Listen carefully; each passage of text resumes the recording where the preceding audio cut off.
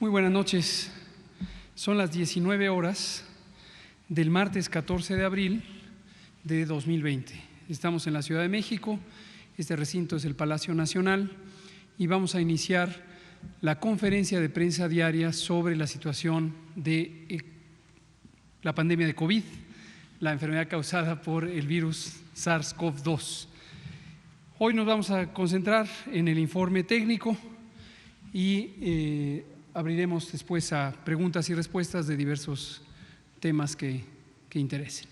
Le pido al doctor Alomía si nos comparte. Bueno, los asistentes son conocidos, el doctor José Luis Alomía y el doctor Víctor Hugo Borja Burto.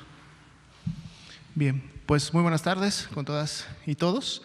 Iniciamos con la presentación del panorama internacional, el panorama nacional para el día de hoy.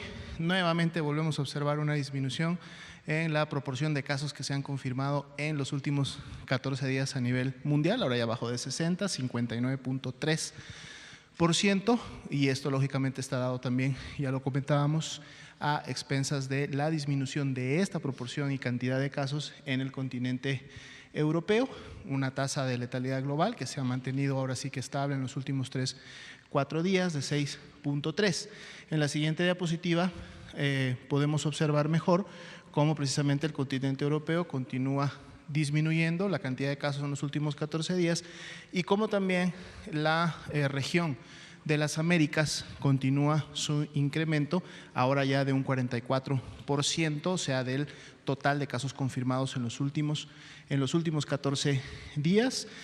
Como hemos venido comentando, va a llegar el momento en que estas dos barras van a intercambiarse y en donde las Américas pasará a ser en algún momento tendrá la mayor concentración de estos casos en los últimos 14 días.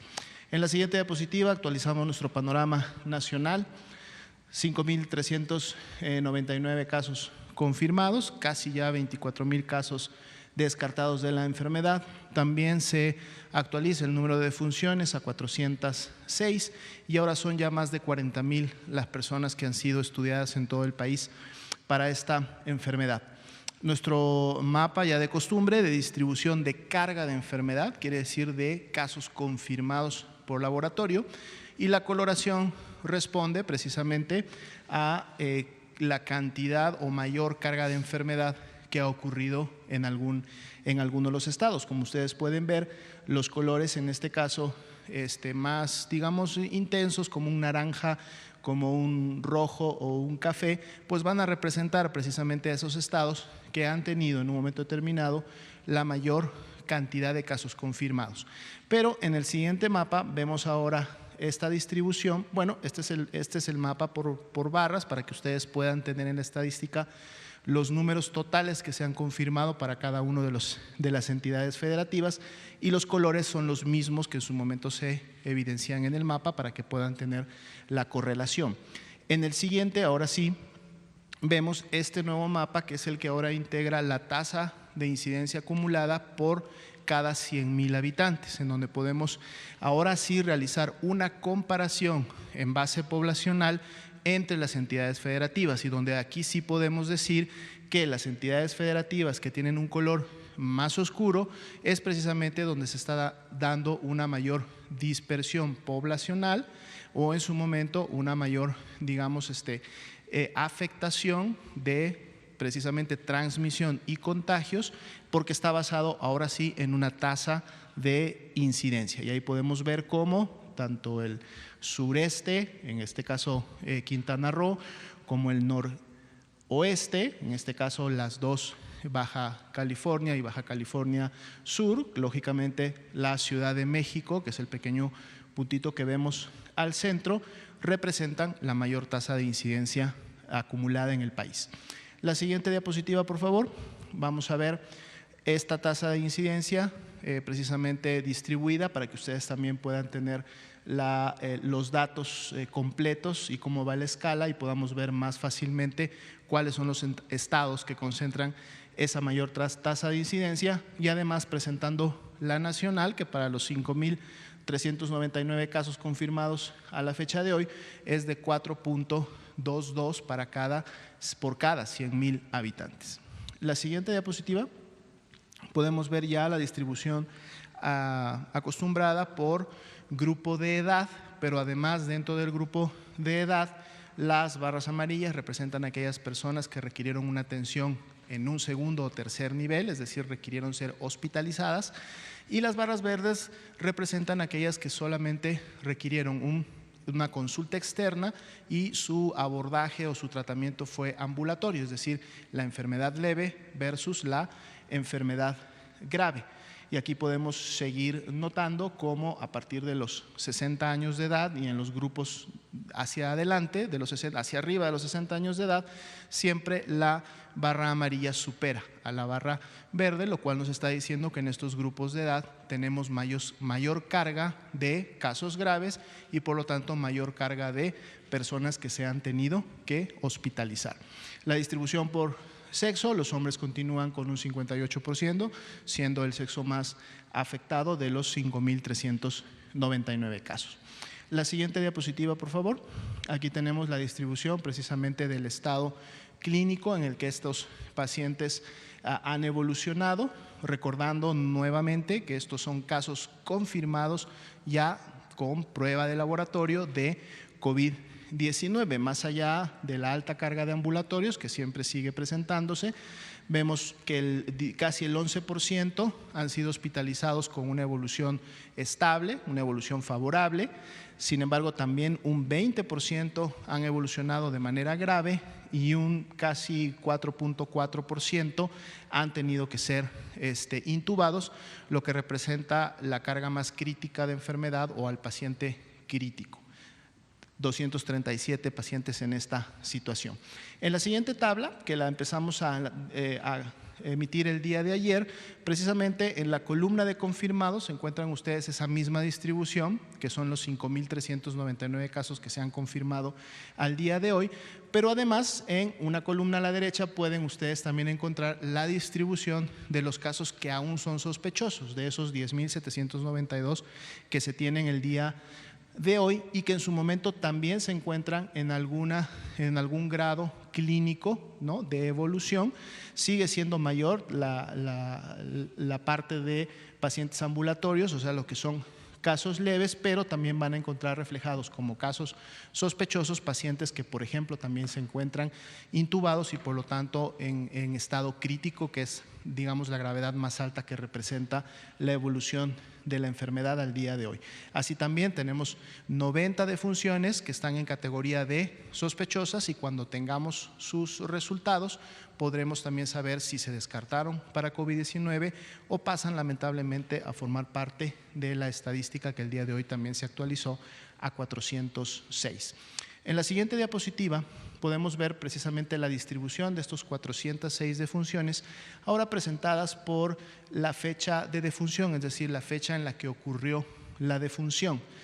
Aquí la podemos ver y también tenemos una curva, que es la línea de color negro, que en su momento grafica el acumulado de cómo se han ido presentando estas defunciones. La idea de esta gráfica un poco es ver cómo va la tendencia de la ocurrencia de cómo están sucediendo las defunciones, ¿no? Y aquí podemos verla precisamente representada por día, es decir, por fecha en la que estas en su momento ocurrieron, y en la medida que la curva de color negro se va aplanando o no continúa subiendo, quiere decir que en esos últimos días no han ocurrido defunciones confirmadas por COVID-19, recordando que en la tabla anterior tenemos defunciones sospechosas que en su momento pueden seguir alimentando a esta otra gráfica.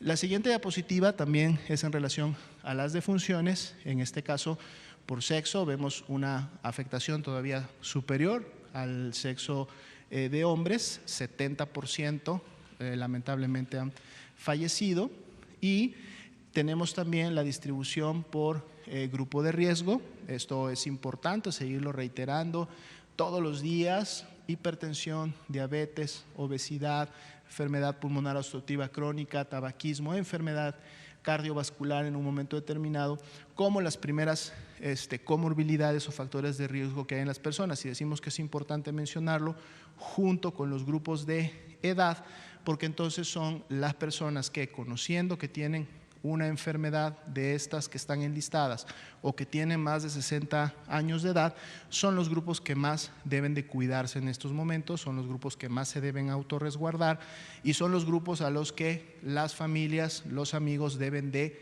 cuidar más para evitar que se puedan enfermar. En la siguiente diapositiva vemos precisamente la distribución de estas defunciones, cómo se han producido en tanto en las barras azules, son la cantidad de defunciones, personas que lamentablemente han fallecido, pero en la línea verde también podemos ver cómo se ha comportado la letalidad en cada una de las entidades federativas. Va desde un 23.19 hasta 1.54. Y en la siguiente diapositiva podemos ver la mortalidad, que es en base a la población, no solamente a los casos, 0.32 para el nivel nacional, y también nuestra distribución nuevamente de entidades federativas, que va desde un 1.45 hasta un 0.05. En la siguiente diapositiva vamos a ver ahora sí la distribución de los grupos de edad que habíamos comentado. Menores de 25 años, la tasa de letalidad es la más baja, 0.3. De hecho, pueden ustedes notar que el día de ayer no teníamos defunciones en este grupo de menores de 25 años. Ahora tenemos una lamentable defunción y que en este caso tenía un factor de riesgo asociado, que era una cardiopatía congénita, es decir, la tenía desde el nacimiento. 25 a 59 años, digamos que es donde mayormente se ha presentado la mayor cantidad de defunciones, más no la mayor tasa de letalidad, que aquí es 5.6. Esta la tenemos y vean cómo se ha incrementado. Si recuerdan a la gráfica de ayer, la letalidad era de 15.2, 15.3. Hoy la letalidad para los mayores de 60 años ya es del 17.1%. Entonces, por eso reiteramos, son grupos que debemos de cuidar más y que se deben de autorresguardar. La siguiente diapositiva, tenemos nuestro porcentaje de positividad. En esta ya empezamos a incluir la semana 16, en la de ayer teníamos hasta la semana 15, aún así vean cómo la semana 15 se incrementó, ayer la semana 15 estaba en 17 pasaditos, ahora ya va en 19.27 y más bien acercándose a lo que veíamos en la semana 14, que decíamos estaba alrededor del 20%, y bueno, ahora aparece ya la señal o el indicador de la semana 16 con un 14.55, es decir, ahí está, y sabemos que en la medida que va avanzando los días, el comportamiento puede ser similar al que vimos en la 15, en donde se empieza a incrementar y empieza a subir. La positividad de influenza cada vez es mayor y cada vez se acerca más al cero, por lo que sabemos que COVID-19 empieza a tomar ya el lugar bastante predominante en la transmisión de virus respiratorios. En la siguiente diapositiva tenemos precisamente los casos que felizmente se han recuperado. El día de hoy suman ya 2.125, representan el 39% de los casos confirmados, y vemos también cómo día con día y en la medida que va avanzando la epidemia en México, también se va incrementando la proporción y la cantidad de casos que felizmente se han recuperado. En la siguiente diapositiva vemos la curva de los casos sospechosos, estos casos que todos los días están demandando atención médica, se clasifican como tales porque presentan datos de una infección respiratoria aguda que puede ser leve o puede ser grave, y se van entonces notificando en el sistema. Veamos cómo la tendencia continúa siendo ascendente, es decir, día con día, en la medida que vamos avanzando, se van identificando más casos sospechosos. Sin embargo, recordemos también que no todos los casos sospechosos terminan siendo casos de COVID. Si ustedes veían en las primeras gráficas, tenemos miles de personas que también se han descartado finalmente a la enfermedad. Y la última gráfica, precisamente nuestra curva acumulada de casos confirmados con los 5.399, pero muy importante las barras naranjas de abajo, que nos muestran un poco la tendencia de cómo día con día se están confirmando los casos, y continuamos, digamos que con una tendencia estable prácticamente ya en los últimos 5 o 6 días, lo que igual no nos evidencia que exista un escalamiento rápido o una explosividad importante en la confirmación de nuevos casos, pero es algo que tenemos precisamente que seguir monitoreando pensando en que esto en cualquier momento puede cambiar y la tendencia puede nuevamente volverse a incrementar. Sería la presentación para el día de hoy. Gracias, doctor José Luis Alomía. Pues son las 19:15, vamos hoy a abrir a preguntas, ustedes dos, y nos seguimos por acá. Usted estaba pendiente y Laura. Empecemos con usted, porque ayer le dije, espérenme, vamos a empezar con la compañera que fue la última que quedó ahí. Buenas noches, Liliana Noble de Pulso Saludable. Doctor, tengo dos preguntas, una para el doctor Alomía. Doctor Alomía, en el programa de radio de hace 2 semanas entrevistaba a un experto y le preguntaba si la velocidad de la dispersión del virus es respondedora a que algunas personas no tomen en serio estas medidas de sana distancia o es el comportamiento natural de una pandemia como esta. Una segunda pregunta para el doctor Gatell. Doctor, ¿usted qué cree que ocurra con los estudios que ya se tienen al momento? ¿Primero una vacuna o primero un tratamiento? Gracias. Bien, definitivamente sí, y es muy sencillo de alguna manera explicarlo. La enfermedad se transmite sabemos que es una enfermedad que se transmite de persona a persona. Una persona que está enferma, que tose y estornuda, en estas gotas que salen en la tos y en los estornudos están el virus que en su momento puede contagiar. Si esta persona que tose o estornuda encuentra a otra persona que en este caso es susceptible para la enfermedad, que para fines del país somos todos los que no hemos enfermado, porque al ser una enfermedad nueva nadie tiene anticuerpos que lo protejan, ni existe, por lo tanto, lo sabemos, una vacuna para poder controlar. Entonces, todos los que no hemos enfermado de COVID-19 somos susceptibles. Entonces, si una persona tose y estornuda y encuentra a otras personas susceptibles, entonces está, lógicamente, el contagio directo.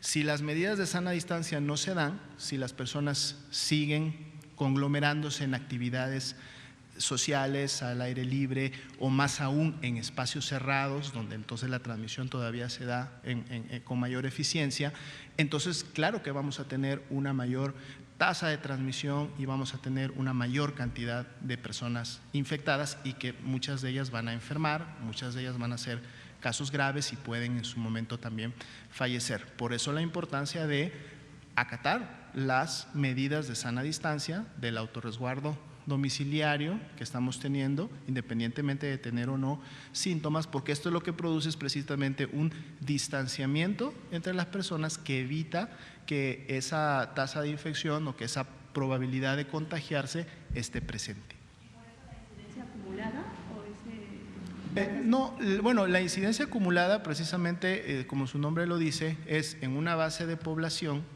Sí, por ejemplo, en este caso 100,000 habitantes, ¿cuántas personas por cada 100,000 habitantes se están enfermando?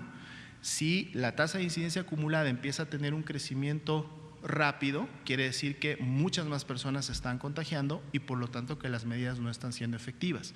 Mientras la tasa de incidencia acumulada se mantiene estable o no tiene un crecimiento importante en el día a día o en la semana con semana, podría revelar, sería directamente proporcional al hecho de que menos personas están infectando, menos personas están expresando la enfermedad y eso sería un indicador positivo. Y respecto a su segunda pregunta, en general el desarrollo de nuevos productos farmacéuticos, ya sea vacunas o sea medicamentos, requiere un tiempo de desarrollo porque existen estándares técnicos, científicos y que se relacionan también con la bioseguridad y la ética de su uso en sujetos humanos y hay un ciclo muy conocido, formalmente establecido, en donde los principios activos de un medicamento o de una vacuna tienen que ser probados primero en condiciones experimentales, literalmente con condiciones no vivas, esto se llama estudios in vitro, después se puede hacer experimentación con animales, generalmente con especies menores, todo esto sigue siendo el capítulo de la experimentación preclínica. Después se pueden, cuando es el caso necesario, usar otras especies animales mayores. Luego se empieza en la fase de investigación clínica, en donde se empieza con un número muy reducido de personas que se evalúa la seguridad del producto. después con un número un poquito más grande, ya de quizás centenas, en el primer caso son decenas, cuando son centenas se evalúa la eficacia y se sigue estudiando la seguridad. Después viene ya los ensayos clínicos controlados, esta es la fase 1, 2 y ya estaríamos en la 3, en donde hay miles o decenas de miles de personas, se sigue evaluando seguridad, pero también eficacia en condiciones ya un poco más cercanas a las reales, y después viene la fase 4, que es posterior a un registro sanitario, en millones o centenas de miles de personas se evalúa el uso en situaciones reales, y ahí lo que interesa es detectar, por ejemplo, reacciones adversas muy infrecuentes, porque se necesita mucha población para detectarlas. Este es gruesamente el ciclo de la investigación de productos farmacéuticos, incluidas las vacunas. ¿Cuánto tiempo lleva eso? En el mejor escenario, esto lleva 2 años o 3 años. Cada vez que hay una enfermedad emergente, una epidemia, se busca acelerar este proceso, pero por más que se ha intentado acelerar, no se ha logrado nunca que se reduzca de 2 años. Esto ocurriría si se tratara de medicamentos nuevos o en el caso de una vacuna. Lo que ahora está en investigación, ya en una fase clínica directa, son medicamentos que existen, se han probado como medicamentos seguros, pero se usan para otro tipo de enfermedades y ahora se intenta identificar si podrían ser útiles para el COVID. Gracias. Vamos a darle la palabra a los 2 compañeros acá, luego a las 2 compañeras y nos seguimos. Sí. Buenas tardes, Arturo Contreras de Pie de Página. En varios hospitales hay varios doctores que están y personal médico que está contratado bajo un régimen de suplencias. Estas suplencias no ganan el 50% que las bases reales, no tienen servicio médico ni prestaciones, y algunos de ellos están muy preocupados porque así van a ser, como dijeron ayer, la línea frontal, ¿no?, que va a ser frente a la epidemia. Entonces, pues, ¿qué hacer con ellos? ¿Cómo darles atención, no?, si se les va a mejorar esto? Ayer se anunciaba un bono de 20% a personal médico. Entonces, pues, ¿qué pasa con este otro personal médico que queda abandonado, no? Y respecto a la guía de manejo de cadáveres por COVID, se señala que la disposición final del cadáver será lo más pronto posible, preferiblemente mediante cremación. Entonces, el Centro Diocesano para los Derechos Humanos Fray Juan de Larios emitió una preocupación en un país en el cual hay 60,000 desaparecidos y 30,000 personas, cadáveres no reconocidos, pues que se cremen cadáveres sin que se reconozcan. Entonces, ¿cómo hacer para que estos tengan como una identificación propia, ¿no? Y pues bueno, eso. Muchas gracias por las preguntas. Le voy a pedir al doctor Borja si contesta la primera sobre suplencias, y dado que el Seguro Social es quien ya anunció el tema del bono.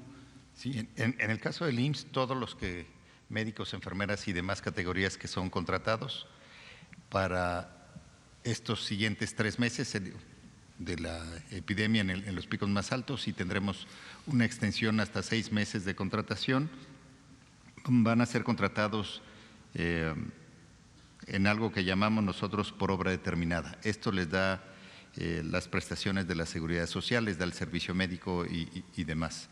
No tenemos suplencias que lleven a menos del, como usted lo menciona, sin seguridad social y sin servicio médico.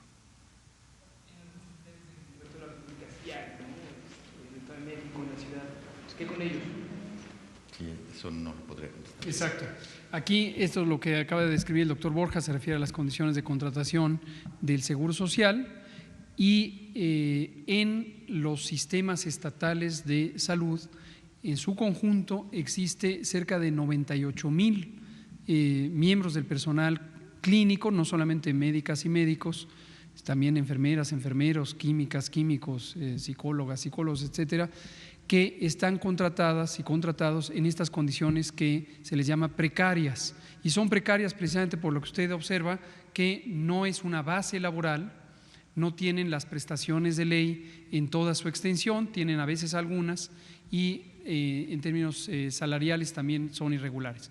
Esto ya lo habíamos detectado durante 2019, lo comentamos precisamente como uno de los elementos que nos llevó al surgimiento del Instituto de Salud para el Bienestar, y precisamente por eso una de las 4 encomiendas al INSABI, al Instituto de Salud para el Bienestar, es la regularización de todas las contrataciones de este personal.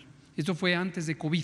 Este es un plan que se empezó a trabajar desde el 1 de enero y el plan sigue vigente. No anticipamos que con motivo de COVID este proceso necesariamente se pueda acelerar, pero definitivamente estamos comprometidos con lograrlo. Es una aspiración, esto lo hemos dicho muchas veces, no solamente porque hace que el sistema de salud sea mucho más estable, más robusto, más efectivo, sino porque además es un elemento fundamental de justicia laboral y por lo tanto justicia social. Eso es lo que ocurriría. Respecto a su otra pregunta, que también le agradezco, efectivamente hicimos público el primer lineamiento sobre la disposición de cadáveres. Este corresponde a las fases 1 y 2, a las etapas 1 y 2 que se han descrito. En realidad, como entró en vigor o lo publicamos recientemente, no ha sido implementado o no lo fue durante la etapa 1 ni lo está haciendo durante la etapa 2. Esta preocupación sobre en un país donde existen desapariciones forzadas, cosa que es una monumental tragedia social, existe una ley de víctimas, una ley general de víctimas que contempla que esto no debe ocurrir, precisamente la cremación, porque en todo momento se tiene que tener la posibilidad de buscar a las personas desaparecidas. Como ustedes conocen, existe una Comisión Nacional de Búsqueda que depende de la Secretaría de Gobernación y entonces en un momento dado la cremación interferiría con este proceso. Esto justamente lo estamos discutiendo a mucho detalle con la Secretaría de Gobernación en un ambiente, por supuesto, de total colaboración, y está próximo a publicarse un acuerdo conjunto de la Secretaria de Gobernación y el Secretario de Salud que precisamente establecerá los criterios para el manejo de estas lamentables pérdidas. Y ya desde temprana fecha en las conversaciones se identificó que resulta improcedente el considerar la cremación, a pesar de que en términos sanitarios sea recomendable, pero no afecta sustantivamente el quitar este requerimiento en términos de salud, en términos de protección contra el contagio derivado de que las personas fallecidas pueden ser un medio de propagación por contacto directo con quienes trabajan en los servicios de disposición de los restos, y se va a eliminar. Es decir, qué bueno que hace la pregunta, para quien tenga esta inquietud, se va a eliminar la idea del criterio de cremación y la razón es esta, atendiendo a las disposiciones de la ley de víctimas. Ya, entiendo que hay un acuerdo de 2 preguntas por reportero, pero tenemos mañana otras oportunidades. Usted y ustedes 2, por favor. Doctor, buenas tardes. Doctores, buenas tardes. David Pérez de Tejada, de Informe 24 de Audiorama. Usted nos ha hablado de la economía es importante en esta estrategia que está manejando el sector salud. Sin embargo, pues se le ha pedido parar a una de las industrias tal vez más importantes del país, que es la cervecera. Usted ya nos había comentado algo al respecto sobre pues que no era catalogado como esencial, ¿no? Sin embargo, pues solamente 2 países en el mundo han parado la industria cervecera. Aquí se están poniendo en riesgo 800,000 tienditas donde la cerveza forma casi el 40% de sus ingresos. También el impacto es en cuestión de agricultores, que son casi cerca de 5,000 que se están viendo afectados, obviamente pequeños empresarios como las tienditas.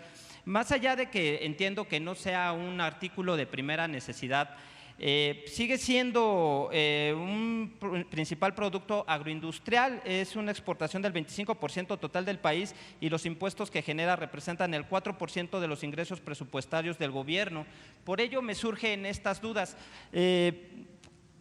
¿No se está afectando de más a esta industria sin querer tal vez? ¿Es necesaria la afectación? También preguntarle si cree que no haya faltado un poco de claridad en los lineamientos de por qué lo están haciendo, tal vez más información al respecto de parte de las autoridades, explicando sobre todo a la gente de las tienditas, ¿no?, que es la que más se hace la pregunta. También considerando que pues no es esencial, pero sí tiene un peso en la economía, ¿por qué se considera de altos riesgos que se siga laborando en esta empresa? Gracias. Muchas gracias por su pregunta. No dudo que haya personas que son propietarias o trabajadoras de las distintas expendios donde se comercializa cerveza que tengan la inquietud, pero conozco de manera directa que los propios empresarios, los grandes capitalistas, dueños de la industria cervecera en el país, fueron los primeros en mostrar esta inquietud, con básicamente todos los argumentos que usted ha señalado, casi de manera literal. A las pocas horas de que salió publicado el acuerdo en donde se establecen las disposiciones, las medidas extraordinarias, la industria cervecera, no los pequeños propietarios de establecimientos, sino los propietarios grandes de los establecimientos productores de cerveza, fueron los primeros que se acercaron a comentar los mismos argumentos. La lógica, la mecánica, el mecanismo por el que operan este tipo de medidas sanitarias, cuyo propósito, y lo hemos explicado varias veces, es disminuir el número de contagios con la finalidad de que cuando llegue la fase 3, que está muy próxima, no tengamos una saturación de los hospitales, no porque sea un inconveniente administrativo, sino porque el riesgo de la vida de las personas está precisamente dependiente de eso, de que no se saturen los hospitales, haya suficientes camas, haya suficientes ventiladores, haya suficiente personal. Todas las actividades económicas lícitas y legales tienen un papel que jugar en la sociedad. Entonces, hemos recibido una extensa colección de peticiones, de cartas, quiero decir, todas muy respetuosas, todas muy atentas y desde luego apegadas al derecho de petición y otros derechos fundamentales, pero que consultan en términos generales la misma idea.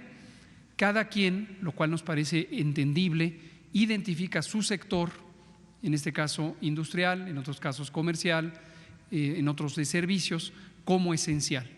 Pero el criterio o los criterios fueron cuidadosamente estudiados.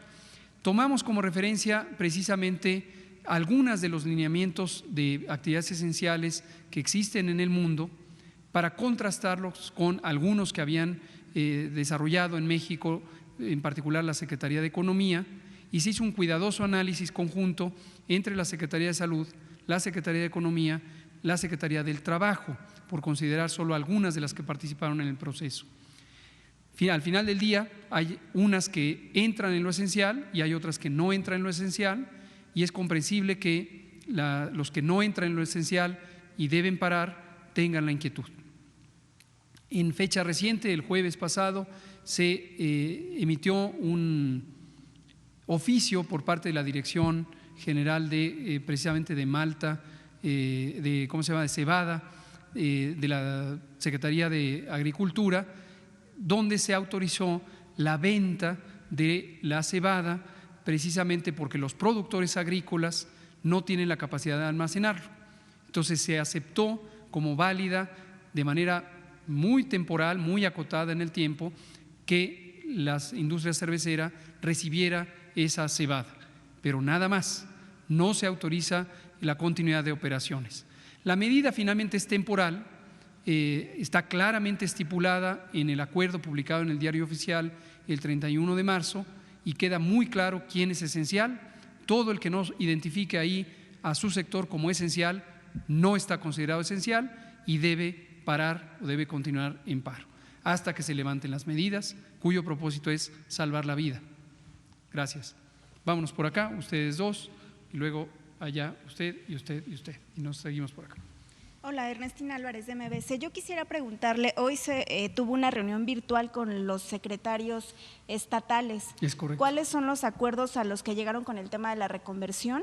Y sobre todo con este monitoreo en el uso de los servicios médicos, toda vez que en muchas entidades todavía están reportando el personal médico falta de insumos. Y si existió una parte o un compromiso o algún punto que ya han tocado, porque usted señalaba que solamente la zona metropolitana ha cumplido con el 70% de disminución de movilidad, pero esto no ocurre en los otros estados. Eso es por un lado. Y por el otro lado, saber si existe la posibilidad en esta transición a fase 3 de que no todo el país entre al mismo tiempo a la fase 3, sino la zona metropolitana, Ciudad de México, Estado de México, sean los primeros que entren en esta fase. Gracias. Muchas gracias por su pregunta. Efectivamente, hoy, entre las 10 y las 12:30, tuvimos esta reunión por vía virtual con los secretarios y secretarias de salud de los estados y tuve la encomienda de representar al doctor Alcocer en esta reunión. Él estaba reunido con el presidente precisamente para atender el mismo tema, pero en otros campos. Y la reunión fue muy productiva, como suele ser. Identificamos una actitud sumamente positiva, siempre muy profesional, de todas y todos los secretarios de salud, una gran dedicación a la tarea. Han identificado claramente cuáles son sus retos, sus necesidades y las manifestaron hacia la colectividad de secretarias y secretarios estatales y desde luego a los funcionarios federales que estábamos en la reunión. Quedan pendientes todavía de completar algunos procesos de reconversión en algunas entidades federativas. Estas dependen, entre otras cosas, de que empiecen a lograr liberar camas disponibles que están en este momento ocupadas con personas hospitalizadas. Obviamente no se les puede sacar del hospital si tienen necesidades, y lo que puede acelerarse más pronto es el diferimiento de procedimientos diagnósticos y quirúrgicos que no comprometan, su diferimiento no comprometa la salud o la vida de las personas, por supuesto. Pero hay muchas cirugías que se pueden posponer, son cirugías menores en su mayoría y se pueden posponer para fecha posterior. Otros de los temas tienen que ver con los insumos. Efectivamente, hicimos un recuento sobre si los equipos de protección personal que ya han sido distribuidos, como lo comenté esta misma mañana, a los 32 estados, ya estaban en uso en las unidades clínicas. La gran mayoría identificó que sí, hubo algunos pocos que identificaron que estaban en el proceso de transferencia posiblemente entre los almacenes y las clínicas, pero se va a acelerar este proceso. Hubo dudas sobre los insumos, un par de secretarias de salud comentó: nos faltan otros insumos. Aclaramos que llevamos 2 de lo que se ha planeado como 11 vuelos en el puente aéreo México-China. Llegó la gran mayoría de los cubrebocas N95 y guantes. Otros insumos estarán por completarse a lo largo de los siguientes días conforme lleguen los vuelos. Respecto a la utilización hospitalaria, específicamente a lo que nos referimos fue a una plataforma informática que el gobierno federal desarrolló en el curso de los últimos 10 días y que está ya en uso por la mayoría de las entidades federativas, y simplemente hicimos ajustes para garantizar que todas las entidades federativas, de hecho todo el Sistema Nacional de Salud, registren esta plataforma. El IMSS, por ejemplo, tiene una plataforma en sí misma, de hecho la que inspiró el desarrollo de esta otra plataforma administrada por la Secretaría de Salud, y el IMSS carga todos sus datos en bloque a través de un mecanismo electrónico, igual que el ISSSTE. Entonces, ese fue el tipo de conversación de carácter técnico sobre el proceso de preparación para la fase 3. Ahora, su pregunta es muy interesante, de si se puede regionalizar la declaratoria de la fase 3. Quisiera retomar su memoria a las primeras fases en enero, cuando poníamos una tabla de 3 colores, verde, amarilla y anaranjada, representando a las 3 fases y las medidas de control que eran pertinentes. En ese momento identificábamos a la fase 3 con la posibilidad de que fuera regionalizada, y de hecho técnicamente se podría.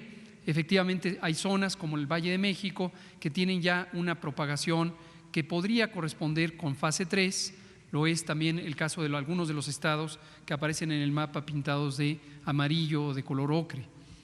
Pero hemos considerado que podría ser confuso para la población si tuviéramos una especie de declaratoria localizada, porque finalmente las medidas están también en relación con estados vecinos. En algunos casos la movilidad entre estados es muy importante. Hay varios ejemplos en la República donde hay incluso ciudades que son indistinguibles entre un estado y el otro, y si hiciéramos este proceso selectivo quizás sería confuso. Entonces, estamos considerando más bien en su momento una sola fase 3 de carácter nacional. Usted, por favor. Gracias, subsecretario. Carolina Rivera, de Milenio. Usted acaba de hablar del tema de los insumos. Dice que ya se han distribuido a los 32 estados lo que se ha recibido en estos 2 vuelos de 11 que se tienen contemplados. Sin embargo, hay estados, personal médico, que sigue asegurando que no tienen estos insumos, que no hay ni siquiera las mascarillas o los insumos que ya se han sido entregados en estos puentes humanitarios. Yo le quisiera preguntar si tiene el detalle de en qué estados realmente sí ya se entregaron, se corroboró que se entregó y que están distribuidos ya en las clínicas, en qué estados se tiene, dijo que algunos dijeron que estaban en este proceso de transferencia, si nos puede decir qué estados son. Y también le quisiera preguntar qué es lo que se tiene contemplado que llegue en estos siguientes 9 vuelos que están en espera y si habría posibilidades de que pudiera haber más vuelos para garantizar el abasto, no sé, repetir mascarillas o guantes o algún otro insumo de los que se tienen contemplados en estos 11 vuelos. Gracias. Muchas gracias. Por supuesto, todos los vuelos que sean necesarios. El avión, la aeronave es el medio, pero no es el fin. Todos los vuelos que se necesiten contratar serán contratados para traer todos los insumos que se han identificado como necesarios. Cuando me pregunta qué estados, le digo todos, los 32 que existen en la República han recibido y tenemos las constancias de recepción de los insumos correspondientes. Como expliqué esta mañana, una vez que esto llega a la responsabilidad estatal, hay un tramo de varios pasos en el mecanismo de distribución al interior del Estado, que es responsabilidad administrativa y legal del Estado. Nos interesa mucho, se la cambio su pregunta por una petición a usted y a todas y todos. Si ustedes conocen de casos específicos, ayúdenos a identificarlos. Se lo pedimos a los médicos y médicas y enfermeras, todo el personal de salud, de manera directa. Si usted es un trabajador de la salud, está en una clínica y usted identifica que no tiene los recursos necesarios, número 1, investigue en su propia unidad de salud. Número 2, asegúrese que su expectativa sobre los insumos que necesita corresponden con la guía técnica de control de infecciones. Esto nos interesa muchísimo, lo hemos explicado muchas veces, lo expliqué esta misma mañana. Hubo un mal uso, un desperdicio de ciertos insumos que son muy importantes, como las mascarillas N95. ¿Por qué razón? Porque la expectativa de cada individuo, no de todos evidentemente, pero de un número grande, fue: yo necesito una mascarilla N95 para estar protegida o protegido. Cuando existen lineamientos técnicos muy claros que especifican que la mascarilla N95 debe ser usada por quien trabaja directamente en un contacto estrecho con la vía respiratoria de los pacientes. Por ejemplo, quien le toma la presión a un paciente no necesita una mascarilla N95. Quien le recibe en el escritorio de la recepción no necesita una mascarilla N95. Quien le recibe en la puerta porque es el vigilante no necesita una mascarilla N95, por poner algunos ejemplos. Lo que ocurrió hace cerca de 4 semanas es que las existencias de este tipo de equipos se utilizaron de más en personas que no los necesitan y nos quedamos temporalmente por cerca de 8 a 10 días sin estos equipos. Los equipos ya llegaron, los equipos están en los estados. Entonces le pido a usted, a todos ustedes y a la ciudadanía, especialmente a los profesionales de la salud, asegúrense de que la expectativa del equipo que están buscando corresponde con los lineamientos técnicos de las guías de control de infecciones.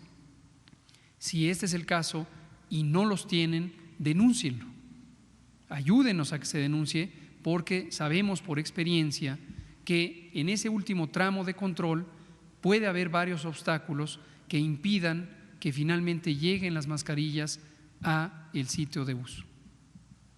Gracias. Vuelos, le dije, todos los que sean necesarios. No es un puente humanitario, por cierto, y aquí también a usted le hago una aclaración. Yo nunca dije que solamente en la Ciudad de México se redujera la movilidad, dije que solamente en el Valle de México tenemos una evidencia documental directa. Es posible que en otros estados también se haya reducido la movilidad, pero no tenemos un medio de documentación directa porque no conocemos que se haga un monitoreo como el que se hace en la Ciudad de México. Y respecto a los vuelos, distintos materiales, la lista es muy extensa, incluye más equipos de protección personal, incluye medicamentos propios para la anestesia, para la intubación, incluye en su momento los ventiladores, conforme vayan siendo adquiridos, también vendrán en los distintos vuelos, todos los que sean necesarios. ¿De acuerdo? Espérenme, porque hay turnos aquí, si no nos estamos saltando. Las dos compañeras que están allá atrás, usted, ellos dos, y luego nos pasamos con usted. Sí. Buenas noches, Mari Carmen Huiste, reportera de Canal 11. Doctor Gatell, en las conferencias que usted ha dado aquí en Palacio Nacional, hemos conocido la evidencia científica de epidemiólogos que nos dicen el por qué el confinamiento, por qué la cuarentena y todo esto. Pero me gustaría saber, y creo que es una inquietud que tiene también mucha gente, ¿cuándo podremos conocer también la evidencia científica de la gente, por ejemplo, de economistas, de sociólogos, que nos digan los pros y contras de este confinamiento? Muchas gracias. La pregunta es extraordinariamente importante. En términos generales, este tipo de medidas uno las desea reservar, y fue el caso de México, no solo como un deseo, sino como una decisión de Estado, reservar para el momento en que son indispensables.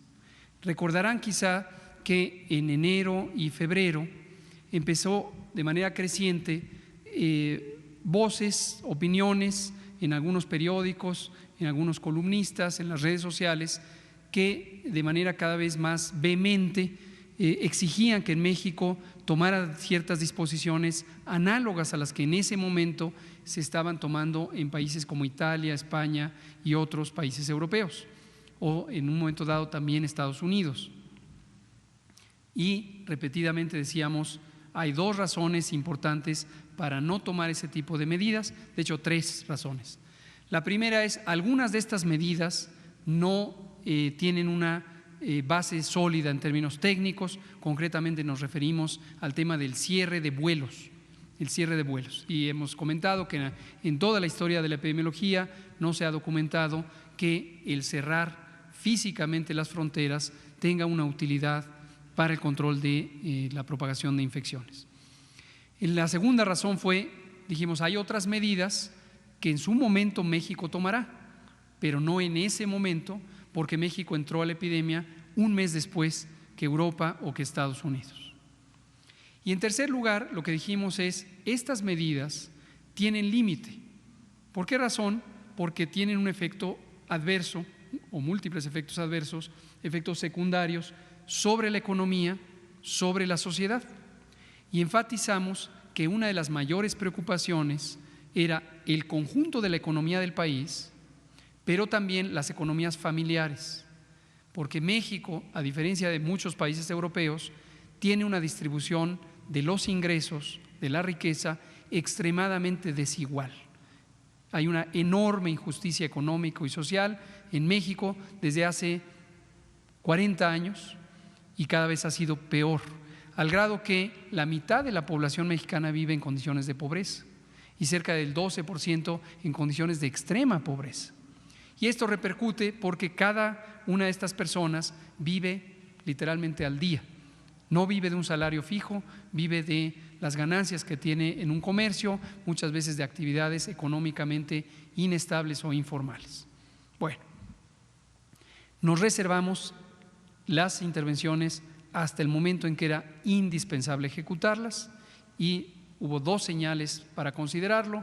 La primera fue el punto de inflexión de la curva epidémica que ocurrió el viernes 13 de marzo, con la triplicación en el número diario de casos, y lo segundo, cuando identificamos que la duración estimada de las intervenciones posiblemente podría llegar a un mes, quizá mes y medio, quizá 2 meses, si fuera extremadamente indispensable, necesario.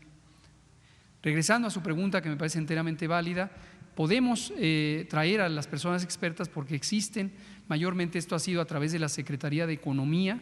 Precisamente mañana volvemos a tener una de las múltiples reuniones que tenemos, también la Secretaría del Trabajo y participamos en distintas rondas de conversación, tratando en todo momento de balancear. La Secretaría de Hacienda y Crédito Público también, por cierto, que tiene responsabilidades específicas en la materia, y tratamos de balancear el punto óptimo.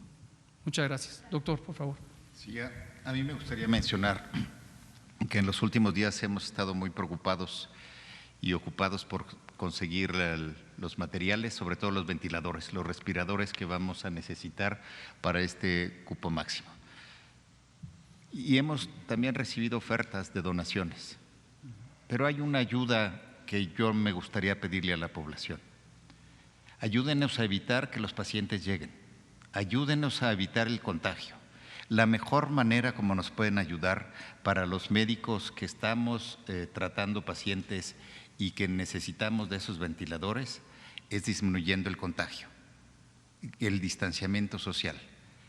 Entiendo que es muy preocupante ver a un paciente que no puede respirar y que le pudiera hacer falta un ventilador en este pico de la epidemia. Pero la mejor manera que podemos ayudar es disminuyendo el contagio, disminuyendo la transmisión. Todavía estamos a tiempo, todavía podemos hacer más estricto el distanciamiento social, y es por eso que el gobierno ha decidido, tomando en cuenta estas afectaciones económicas, pero tomando más en cuenta que el mayor impacto es esta parte de la sana distancia, porque la epidemia, como lo ha mencionado el presidente y el doctor López-Gatell, no se enfrenta con los hospitales, no se enfrenta con los respiradores. Se enfrenta desde las medidas de distanciamiento social, la sana distancia, se enfrenta con la higiene personal, todo esto que hemos estado diciendo, lávate las manos, desinfecta, procura no tener estos riesgos de contagio. La vigilancia epidemiológica que se ha hecho en el país con el estudio de contactos, la detección oportuna de los contagiados para poder disminuir los contagios, la preparación que tenemos que tener en los hospitales, sí, pero en los hospitales no solo vamos a tener respiradores, tenemos que organizarnos de la manera adecuada para recibir a los pacientes. Y una vez que pasó todo esto y una vez que hicimos todos los esfuerzos, entonces sí vamos a tener hospitales preparados con respiradores y demás, pero también en ese pico debemos entender todos que vamos a tener hospitales llenos, que tenemos que tenerlos organizados, pero van a estar llenos, como ya empezaron a llenarse, pero todavía estamos a tiempo que en estos otros lugares disminuir la transmisión. Entonces les pido que todavía estamos a tiempo de disminuir la transmisión para no necesitar esos respiradores, esos ventiladores que hacen falta, sí, pero todavía podemos disminuir el número de casos. Muchas gracias, doctor Borja. Vamos a darle la palabra a Laura Poy. Me dicen que nos faltan 2 minutos, a ver si nos da tiempo. Buenas noches, si no... rapidísimo. Hablando ante la inminente llegada de la fase 3, doctor, que usted ya nos ha alertado desde hace varios días, precisamente lo que acaba de decir el doctor Borja, ¿en qué nivel, digamos, por decirle una palabra, de ocupación de los servicios hospitalarios ya estamos? ¿Al 30, al 40? Para entender la magnitud de lo que podría ser. Hoy la OPS ha alertado. Ya hay transmisión comunitaria en toda la América Latina, pero lo grave del virus está por llegar. Entonces, para tener una magnitud más clara de a qué nos enfrentamos. Y para el doctor Borja, tenemos testimonios lamentablemente de personas que tienen pacientes internados con COVID, que todavía no funciona mucho este sistema de información telefónica. ¿Qué está pasando? Están fallando ahí un poco el mecanismo, se va a afinar, y también casos muy peculiares. Hay pacientes que visitaron hasta 4 doctores con los síntomas de COVID y no fueron alertados, o su médico no les dijo, usted puede ser paciente COVID. ¿Qué está pasando con los médicos de primer contacto? Gracias. Muchas gracias por esa pregunta. No sé si el doctor Borja quiere contestar eso o abordo la pregunta general. Esta parte de la identificación oportuna es muy importante, que todos los médicos sospechen y que hagamos un diagnóstico rápido, y lo primero es que los aislemos. Sí hemos conocido de pacientes que van a una farmacia, después a un privado y después con nosotros y después nos llegan desafortunadamente ya graves. Tenemos que hacer conciencia a toda la población y sobre todo reconocer la sintomatología respiratoria, la cefalea, la tos y la fiebre. Y también debemos aprender a reconocer que si me hace falta el aire, que si hay disnea, que le llamamos, eso es signo de que tenemos que ir al hospital, porque desafortunadamente sí nos están llegando los pacientes ya graves y las defunciones están ocurriendo en un periodo muy corto por la gravedad con la que llegan los pacientes. Desafortunadamente también son muertes muy tristes porque no están acompañados de sus familiares. Son pacientes que mueren acompañados de las enfermeras y de los médicos, pero no pueden estar los familiares. Y esto es algo muy desafortunado y tenemos que buscar los medios para que se puedan despedir cuando así sucede. No tenemos un tratamiento específico y los debemos acompañar. Estamos buscando todos estos medios para poder comunicarlos con sus familiares. Aunque la muerte finalmente de la mayoría de estos llega en unos momentos en que ya están sedados, ya no pueden hablar, tienen un tubo, pero están dormidos. Sí, gracias. Déjeme, vamos a atender este otro asunto. Y gracias también, Laura, por la pregunta. Complemento simplemente lo que ha dicho el doctor Borja, que es extraordinariamente claro sobre esta situación. Con el paso de los días, es muy probable que usted no conozca, la gran mayoría de quienes nos escuchan, no conozca a una persona con COVID. Y le podría parecer lejano, le podría parecer remoto el riesgo de que esta enfermedad afecte a un ser querido de usted o a usted mismo, porque simplemente lo oye en las noticias, lo oye aquí, lo lee en los periódicos y en algún momento podría usted pensar que esto es una alaraca innecesaria, que es algo que no corresponde con la realidad. La experiencia vivida en los países que ya han tenido esta epidemia ilustra precisamente que ese estado de ánimo en donde se ve como un problema acaso remoto nos puede tomar por sorpresa y puede hacer que la población, cada uno de ustedes, de repente se sorprenda de identificar que ya conoce a uno, que ya conoce a dos, que ya conoce a 6, que ya conoce a 12, que ya conoce a 24, que ya conoce a 36 y que empieza a conocer y también es afectada su familia. No hemos querido alarmar a la población, lo que hemos querido es dar a conocer la información como es, pero esta es parte de la realidad.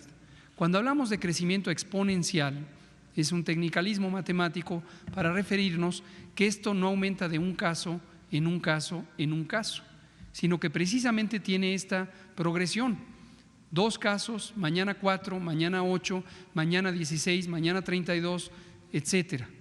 Y muy pronto tenemos decenas de miles de casos que necesitan atención hospitalaria. Y esto puede ser tan rápido que obviamente no permita la adaptación del sistema de salud, a pesar de que llevamos semanas en el proceso de reconversión, y entonces estemos en graves y grandes problemas para atender a las personas. Y retomo para finalizar, porque nos queda un minuto, justamente lo que ha dicho el doctor Borja. Pedimos a toda la población que no olviden el exhorto, el llamado que hicimos muy enfáticamente hace unas pocas semanas: quédate en casa, porque es la única manera de reducir los contagios y por lo tanto es la única manera de salvar vidas. Cuando venga la fase 3, que quedan pocos días, literalmente muy pocos días para el inicio de la fase 3, vamos a tener una progresión muy acelerada de este problema y ya va a ser irreversible. Lo que hagamos hoy, nos quedan muy pocos días para hacerlo enérgicamente y evitar estar en contacto con otras personas el mayor tiempo posible, todas y todos, no solamente las personas con mayor riesgo de complicarse. Entonces, insistimos, quédate en casa. Esta es la medida de precaución, de prevención, de control que hoy es necesaria. Gracias. Están dando los fallecimientos. Mañana lo explicamos a detalle. Es que decía el doctor Borja que llegan graves, están llegando. Fallecen, nada más queríamos hacer la precisión. Mañana lo explicamos con las estadísticas.